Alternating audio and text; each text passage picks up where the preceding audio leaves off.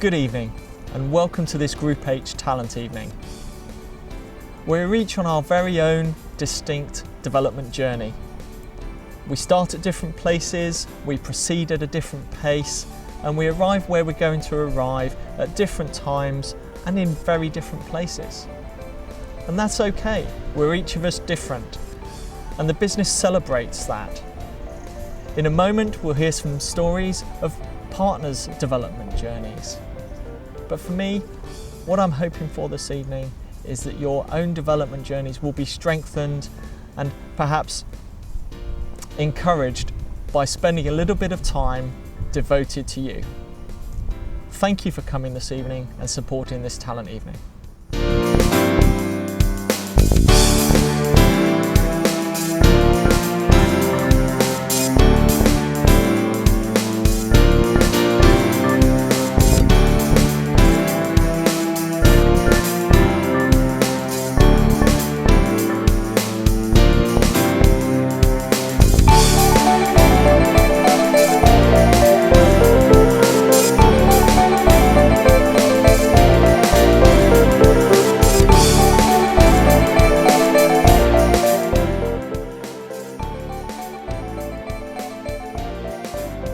Waitrose gave me my first job at the age of 16. I decided I wanted a bit of extra pocket money, so I applied and they offered me a job. So once I completed my degree, deciding what I wanted to do as a career, I decided to go back.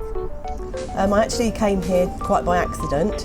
I was made redundant from an office job and there was a vacancy here, so I came here as a shelf filler and I've stayed now for 30 years.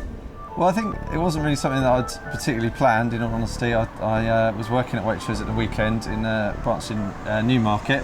I was working at weekends and really enjoyed it, and I guess it kind of flowed from there really. I decided that this was something I wanted to do and I got a lot of satisfaction out of. I'd always admired the partnership for a number of years and had been a customer, and it got to the stage where my existing career wasn't really doing what I wanted it to do, and so I took some advice and joined the business as a branch management trainee. And I joined for three reasons. I love working with people and leading large teams. I like selling things, and I wanted to work as part of a co-owned business, and this was the perfect opportunity. So my first job for Waitrose was as a checkout assistant in Waitrose Stroud in Gloucestershire, and now I am the operations manager for food hall and catering at John Lewis Bluewater.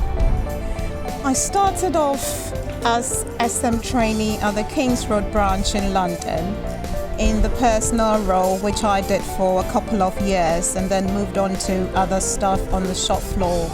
Currently, I'm department manager retail at Longfield branch.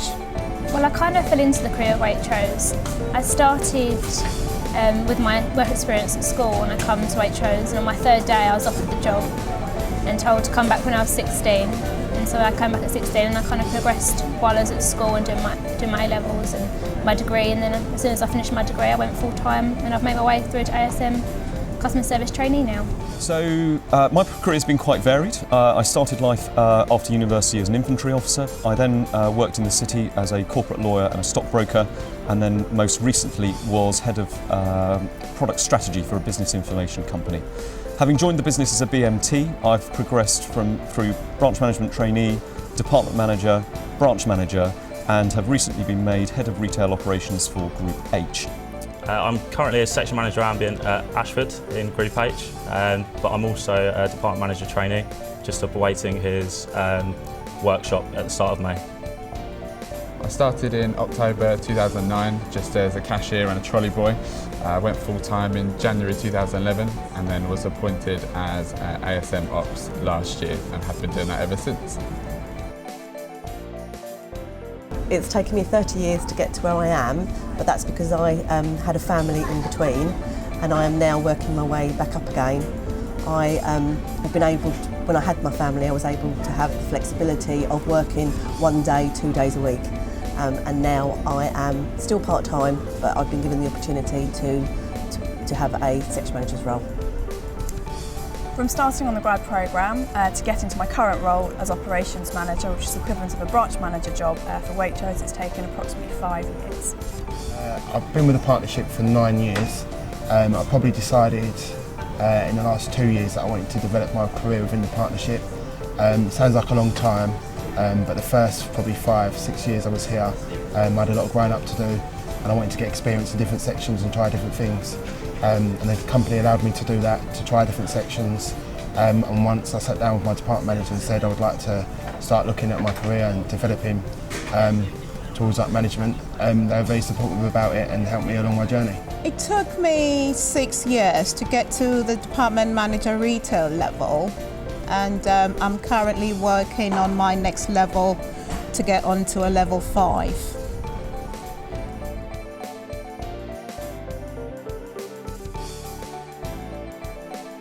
Yeah, so I kind of review my progress relatively regularly. I think, in all honesty, it's varied at different stages of my career as to how much focus there's been on it, and depending how long I've been in role. But I would say I review my PDP between around every 3 to 6 months.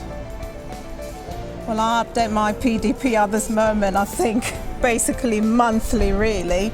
But I do make sure that my ARP is yearly, because I like to work with a live document. So it's very important that I have my PDP on a regular basis to get regular feedback from my line manager. I review my progress with my line manager at least once every 3 months and involved with the PDP, but my operational progress I review at least once a month. At the moment I'm having to update my PDP and my progress a lot more frequently because I've just changed branches in the last 2 months, and I've also recently just changed section as well. But normally on average month I'd update it, so once every month or 2 months.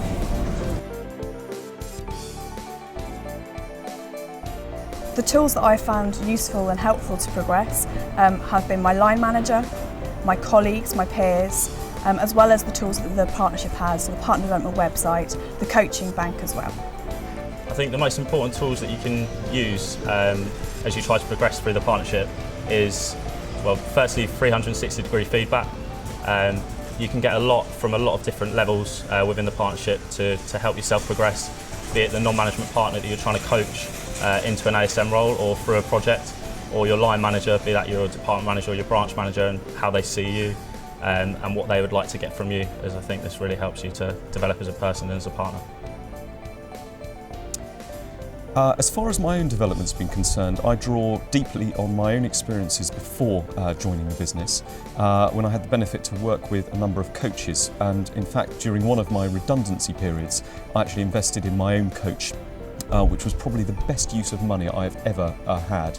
When I joined the business, I was lucky enough for the business to help me qualify as a coach in my own right, and indeed contributing to and using the coaching bank has been of signal importance in my own development to date, and continues to be of importance in my development as I progress through the business.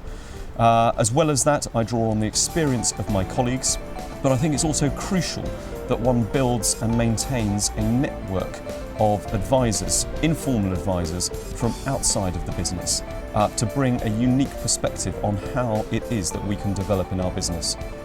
Many of us will stay in the partnership for 20, 30, even 40 years, and so we mustn't become too inward-looking, too introspective. I would encourage you to consider what the outside world can bring to your own development as well.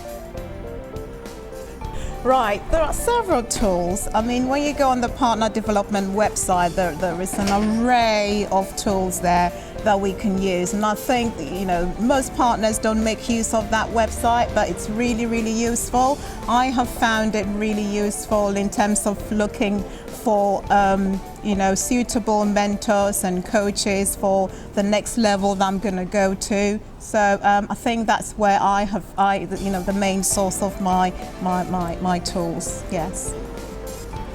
One of the tools I find very useful at the moment to help develop my career is Fuse. I've just got onto it. It's like a learning pathways. It's like an intranet, sort of a bit like a Facebook, where you can talk with other ASMTs, other section managers who are currently training. I find it very useful because if you're given not sort of a question, they're always very helpful and they can sort of answer it for you if they know. You can sort of swap your experiences with each other, which can enable you to sort of help with your career as well.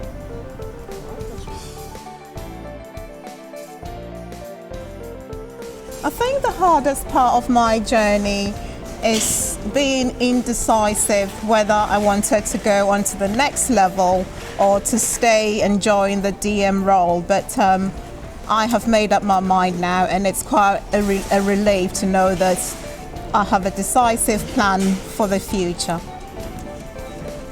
So the hardest part of my journey so far is every time I leave a branch and leaving the partners who I work with behind and who I enjoy coming to work with every single day. The hardest part of my journey has been having confidence in myself, which I've been given the role of SM operations and have actually proved that I can do it.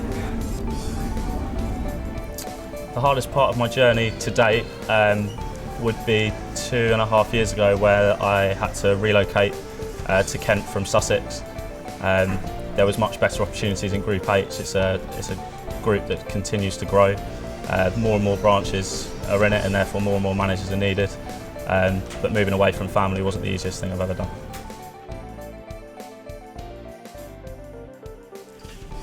There are several line managers during my career that have been very inspirational. I can't name them all lest I offend anyone, but I think the very last 2 line managers who believed in me and knew that I could run the branch without a branch manager, that actually gave me lots of exposure and experience and maturity to prepare me towards my next level. I've been very fortunate to work with a number of individuals throughout my time, both outside of the business and within the business, who have really challenged my thinking, challenged me deeply about some of the beliefs I've held and the way that I've been approaching and tackling some of the issues and opportunities I've been fortunate enough to face. So whether that is a senior general, whether that is a highly effective corporate lawyer, or some of the most significant leaders in our business, they have all challenged me to do that, and they continue to remain that inspiration, as well as my mum and my dad.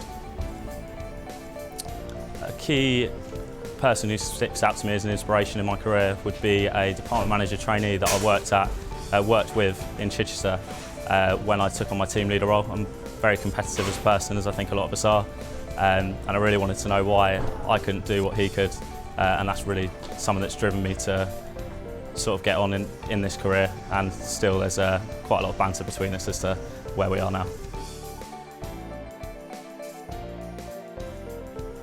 I would say never look back, be focused. It's hard work, but it pays off. Keep pressing your line managers for feedback, and just go for it, really. The best piece of advice I can give someone hoping to progress their career is don't be afraid to get things wrong. There's masses to learn in every single section, and you can't be expected to get everything right. If you do get something wrong, that's the best way to learn, and you'll never get it wrong again. So, the best piece of advice I would give a partner is if you see an opportunity in front of you, especially one that takes you out of your comfort zone, like me coming across to John Lewis, just take it, because you never know what the future holds. The best piece of advice I could give is to work hard and believe in yourself, and ask for help when you require it. So in terms of advice, I've been asked for one piece of advice, but hey, I'm the horo, so I get to give 2 bits. First piece of advice is this: you own your own career development. Never entrust it to somebody else. Somebody may promise to do something for you. You don't want to work on a promise. It's a meritocracy, our business, and if you're good enough and if you drive your own career, you will be successful. I suppose the second piece of advice follows on from that, and it's this: I was once told that talent makes its own path. Sometimes in our large business, we can become confused about which is the appropriate path, learning pathway to work through. But if you're talented, if you're willing to invest in your own career and work hard at it, you will be successful. I wish you the best of luck.